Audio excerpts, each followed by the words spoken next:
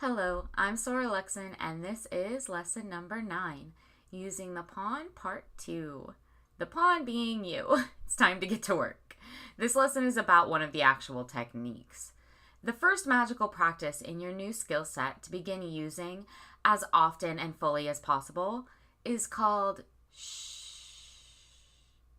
That's it, just S-H-H-H. But not in the bad, gross way someone who's trying to shut you up would say it.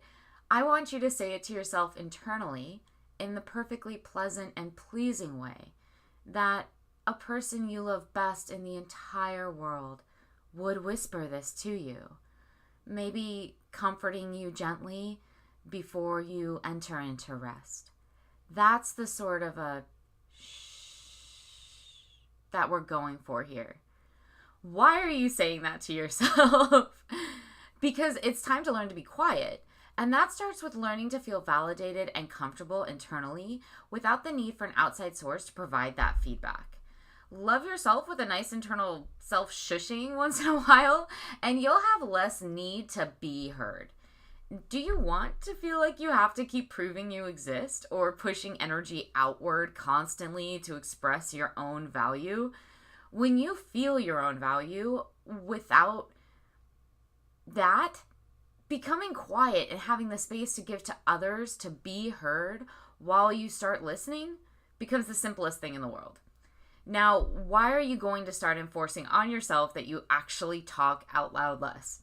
Yes, I'm suggesting you actually learn to stop talking as much during your day as much as possible when and where you can. Why? So you can make other people feel good? No. Is it so you can make them feel bad? No. Other people's reactions aren't the focus here. Our reactions are. We're responsible for ourselves, right? Magic certainly will enforce that you are responsible for yourself. So, no, it isn't about how our quiet will affect others. It's so you can hear. You don't gain knowledge by expressing it. Right? As I'm talking to this microphone, I'm not gaining knowledge, I'm giving it. Learning to listen is a first and necessary step on the occult path to effective magic and self-mastery. You probably won't be surprised to learn how many people are actually really bad at being quiet, but you might be surprised at how difficult it is for you at first to stop speaking by choice. There is great wisdom in silence, and like all great occult teachings, the invaluable nature of employing this practice is priceless in its ability to create change in you and your life and empower your magic. As you allow the practice of quietude, I guess that's what I'm going to call it, that you enforce on yourself to become an influence, your own emotional and reactionary states will become more readily noticeable and approachable, so you can begin working with them. There is no magic. I keep going back to this point, but there really is no magic you can use well, if at all, without focus. So becoming as level and focused as possible is obviously going to be the key in bringing out your potential within the craft. You aren't giving something up here. And as you begin your self-training in the occult, I don't want you to be thinking that you're giving up talking. Think of it instead as gaining something. You are gaining awareness. You are getting control. You are giving yourself the boundlessly regal grace that you always deserved by allowing the sovereignty of your silence to step forward. Imagine for a moment you're watching a movie that has a wise or powerful wizard type character in it. Rowling's Dumbledore, right? That's Harry Potter. Tolkien has Gandalf from Lord of the Rings. Why is every great and memorable wizard seemingly modeled after a Merlin stereotype, right? There's another one. Because the personality traits symbolically attributed to occult magic in a wizard or sorcerer or magician are legitimately occult.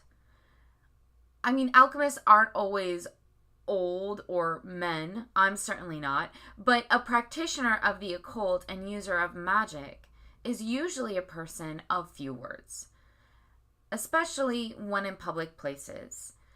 They tend to carry an invisible but powerful cloak of authority and are generally recognized immediately by everyone else when they enter a room as being that person. The person most likely to maintain control of any situation because they are the person in most control of themselves. Someone who's yelling because they're angry when things go wrong. They can't hear the people trying to help them, right? You can come up pretty quick, I'm sure, of an example in your own life where someone allowed anger to get the best of them and so behaved in a manner that resulted in the worst possible outcome for themselves. That person might have even been you. It's been all of us at some point. Someone you care about is angry, you react by getting angry, and then instead of a nice night out, who suffers? Them, you, everyone that comes into contact with you, maybe, probably. Lack of control has a way of proliferating itself quickly in crowded scenarios. That's how mob mentality starts. And the guy with, say, road rage, the individual alone with his anger, he isn't really alone with it, and he's going to get a ticket or get himself or others killed without intending it, right? So no magical awards to be given there either. What about when you're sad? When you're so sad and you're just really miserable and all you can do is feel badly. And so you're probably feeling badly about everyone and everyone around you too, right? When you're really upset or in anguish, every environment and every face, even if it's trying to comfort you, is going to come across as unfriendly. The sad person, whether it's you or someone else, whoever's being sad, they aren't winning in that situation. I think we can all agree with that. Anguish as a reaction to when things don't go our way isn't any more helpful than anger. If you're spending time crying or complaining, you aren't spending time doing what you want to do, so it's having a negative effect on your life. Neither is the person who gets far too extremely, maybe passionately, overexcited at the drop of a pin. Most people with common sense will nod in agreement that that sort of a person can be just as dangerous to be around or as draining to be around as the angry or sad reactive type of person. Euphorically ecstatic levels of excitement rarely last very long and are severely distracting. Being energetically overthrilled and compulsive or obsessively anxious isn't a great reactional state to allow to take over then as well. So heightened emotional states as reactions to other people or things don't serve us. They drain and deplete our abilities. So what does serve us well? Who does keep control and maintain a calm reserve of power? That's right, you guessed it, the wizard type guy, vis-a-vis the occultist. The quiet, almost entirely silent, especially when in public, the often listening individual who maintains internal balance and harmonized self-control. Teaching yourself to be quiet for the first time suddenly doesn't sound quite so silly, does it? You know what is silly? Stick figures. I enjoy myself a funny stick figure diagram, so I'm going to do one for you. This is my gift to you. So first, we have this guy. He's going to be our angry little two-dimensional sticky type humanoid. Trying to focus the camera better for you. Don't know if that changed anything. So he's saying grrr and maybe a little bit of an arg. Arg. He's angry. He sounds like an angry pirate. Then over here, let's see, this'll be our super sad stick person. So we got a big frown, no legs yet. I'll get to that. Poor little stick person. So sad. These are tears, by the way. And there's legs. And this one is weeping.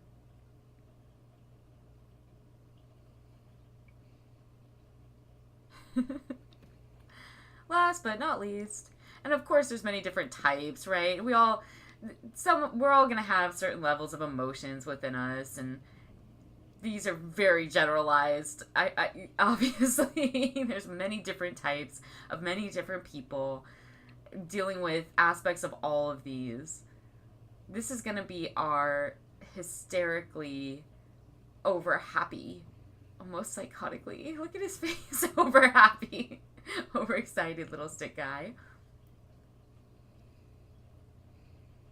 Yeah, he's practically flying off the page. All of these tend to hang out together too. And then here in the center, this is the occultist. Again, these are very generalized. Don't take them as literally as they might be coming across.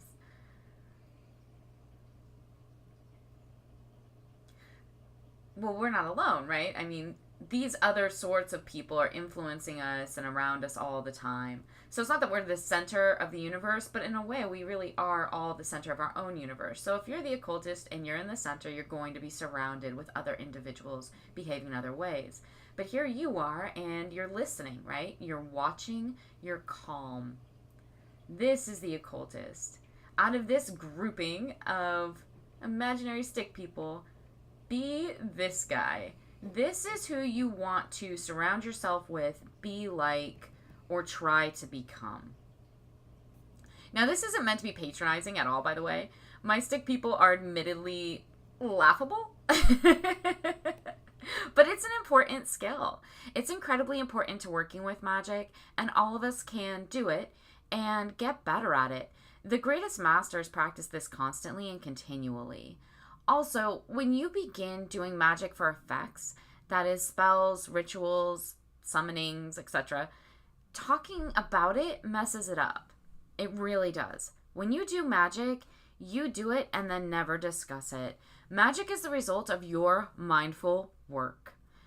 Discussing it not only reduces its power in your own mind and in the way it's going to interact with the universe, but also reduces its power by leaking its energy into the minds of others that you discuss it with, thus being influenced by them, and you don't want other people influencing the outcome of your magical intentions.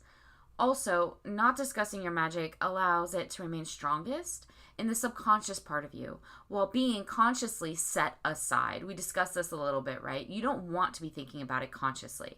It works best and fastest if you aren't thinking about it and if you've forgotten it and aren't dwelling on it. That way, it's going to have the most powerful effect. So talking about it and making yourself continually conscious of it, bringing it up to yourself while you're bringing it up to others, is only going to stop it from working. Not to mention that there is a certain amount of ignorant and or fearful bias towards those who practice the great art, even now. So now's a great time to start learning to be quiet for all these reasons. In magic, this is one of those talents that's less of an achieved goal and more of an ongoing achievable journey that's going to empower and enhance you as you move through it. Your lesson, ritual, tool to apply in your magical training then, the actual technique is this. Be quiet. See how powerful that was? At the very least, start teaching yourself to be quieter. Have you ever actually tried to be extra quiet for a day? It's an experience in and of itself. It'll show you things. Give it a try just to see if you can do it at first. Speak less. Knowingly speak less. That is, refrain by your own will from speaking even when you might want to. Try to interfere with that habit. Just don't. Give those silent pauses and spaces the room and time they need to begin filling with magical energy and potency.